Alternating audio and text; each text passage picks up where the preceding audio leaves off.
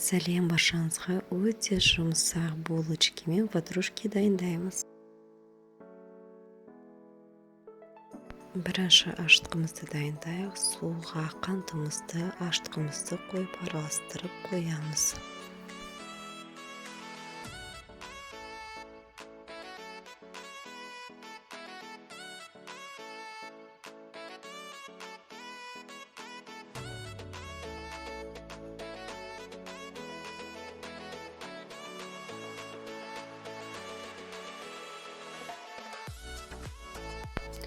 Жұмыртқаға қантты қосып араластырамыз.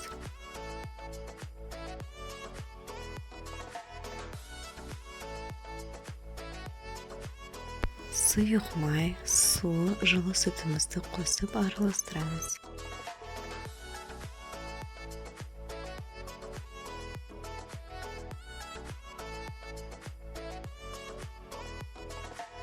Тұз қосамыз, аштығымызды қосамыз, араластырамыз.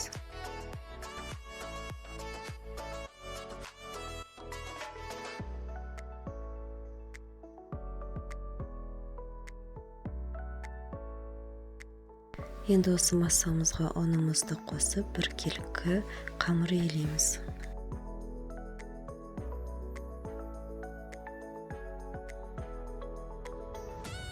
Дайын болған қамырымызды 40 минутқа бұқтырып қоямыз.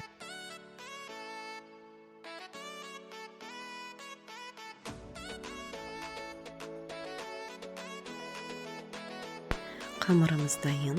Енді булочка формасын жасаймыз. Әр булочкаға 40 граммнан шығады.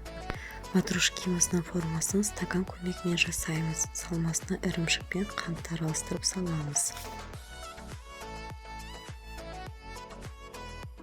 Енді жылтоғымызды жағып, қалауынша үстіне мак, күнжол салуларыңызға болады. Қызып тұрған пешімізге саламыз. Булочкаларымыз дайын. Видеоны аяғына дейін көргендеріңізге рахмет. Ас болсын.